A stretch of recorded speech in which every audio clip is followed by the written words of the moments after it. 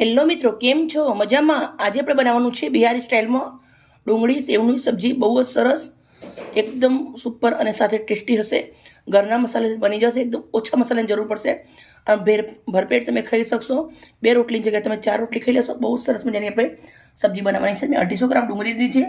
મસ્ત પહેલાં ધોઈ નાખવાની છે ડુંગળીને અને પછી કોરી પાડ્યા પછી કટ કરવાની છે.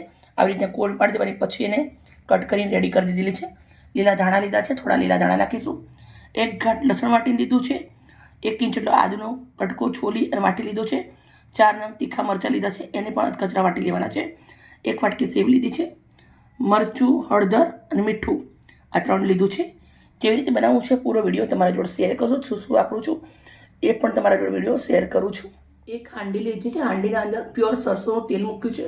1 ચમચો આ સરસોના તેલના અંદર બિહારી સબ્જી બનાવે છે લોકો. બહુ જ સરસ બનતી હોય છે.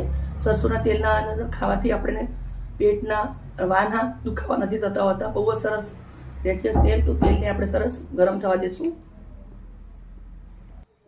સરસોનું તેલનો યુઝ કરો ત્યારે એકદમ મસ્ત ગરમ થઈ ધુવાડા નીકળે એવું થાય પછી આપણે અંદર જે પણ રાઈ જીરું જે બી નાખીએ પછી જ નાખવાનું. પહેલાં નાખશો સરસોનું તેલ કાચું રહી જશે, સબ્જી ખરાબ થઈ જશે.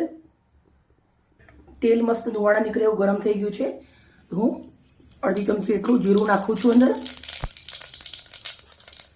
થોડી હિંગ નાખું છું. સબ્જી ભલે બિહારી રહી પણ આપણે રહ્યા ગુજરાતી એટલે આપણે પચણ થવું જોઈએ. લાલ મરચાં લીધા 3 નંગ, એને આપણે રીતના ટુકડા કરી નાખું છું. પછી લસણ, આદુ અને મરચાં તરત જ નાખી દેવાની છે આપણે તમારી ડુંગળી.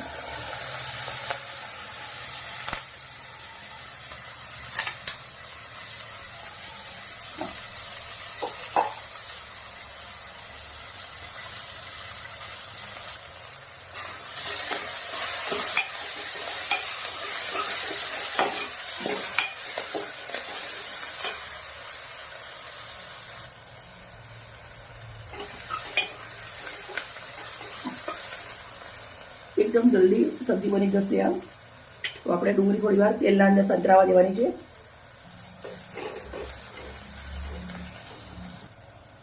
ડુંગળી મેં થોડી વાર સાંતરી લીધી છે. હવે આપણે અંદર મસાલા નાખવાના. મરચું, હળદર અને મીઠું નાખી દઈશું.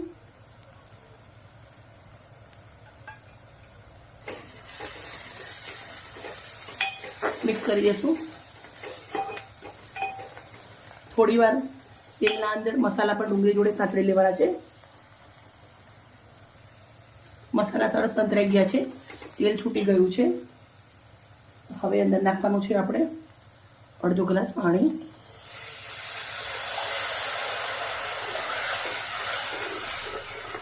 હવે આને થોડી વાર ઉકળવા દેશું, મસાલો પાકો થવા દેશું.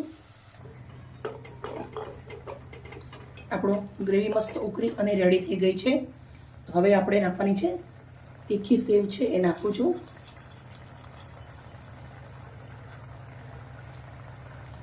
પછી આપણે અંદર નાખવાના છે લીલા લીલા દાણા.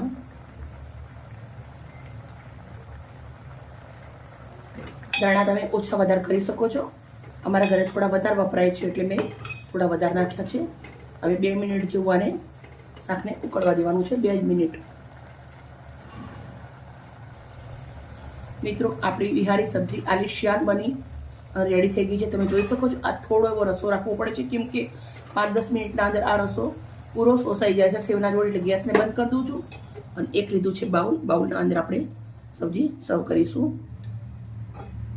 બિહારી લોકો ભાત જોડે ખાય, આપણે રોટલી જોડે ખવાય, ભાખરી જોડે ખવાય અને રોટલા જોડે તો મોજે મોજ. એક બાજરીનો રોટલો મળી જાય ને સબ્જી બહુ જ સરસ લાગે. તો મિત્રો, એકવાર જરૂરથી બેનો બનાવજો અને આવું એકદમ ફટાફટ હેલ્ધી ખાવાનું તમારા પરિવાર માટે જરૂરથી બનાવજો.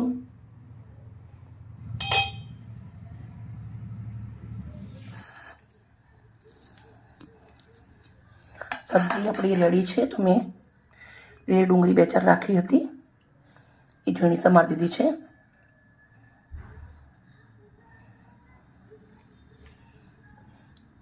એકદમ જોરદાર સબ્જી બની અને સુપર રેડી થઈ ગઈ છે. આવી મજેદાર રેસીપી સાથે કાલે પાછી આવીશ. બાય.